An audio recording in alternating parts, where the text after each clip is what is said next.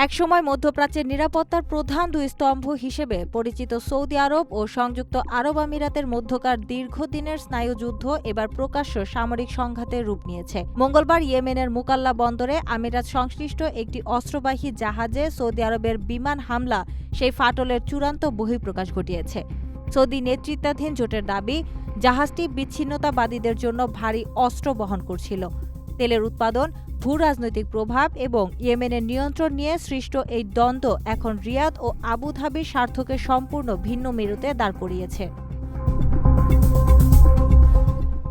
2011 সালে আরব বসন্ত এবং ইয়েমেন যুদ্ধের শুরুতে কাঁধে কাঁধ মিলিয়ে লড়লেও 2021 সাল থেকে অর্থনৈতিক ও রাজনৈতিক স্বার্থের দ্বন্দ্বে এই দুই ঘনিষ্ঠ মিত্রের সম্পর্কের রসায়ন বদলে যেতে থাকে। বিশেষ করে সৌদি আরব বিদেশি কোম্পানিগুলোর আঞ্চলিক সদর দফতর রিয়াদে স্থানান্তরের আলটিমেটাম দিলে তা সরাসরি দুবাইয়ের বাণিজ্যিক আধিপত্যে আঘাত হানে। এছাড়া ওপেক সম্মেলনে তেলের উৎপাদন নিয়ে মতবিরোধ এবং ইসরায়েলের সাথে আমিরাতের সম্পর্ক স্বাভাবিকীকরণ বা আব্রাহাম চুক্তি রিয়াদের সাথে আবুধাবির নীতিগত দূরত্ব আরও বাড়িয়ে দেয়।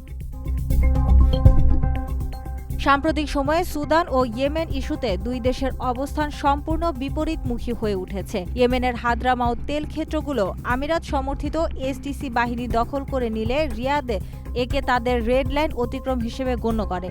বিশ্লেষকদের মতে 30 ডিসেম্বরের এই বিমান হামলার ঘটনাটি কেবল একটি সামরিক পদক্ষেপ নয়, বরং এটি দীর্ঘদিনের পরীক্ষিত মিত্রতার অবসান এবং মধ্যপ্রাচ্যের ভূ-রাজনীতিতে এক নতুন ও সংঘাতময় অধ্যায়ের স্পষ্ট ইঙ্গিত।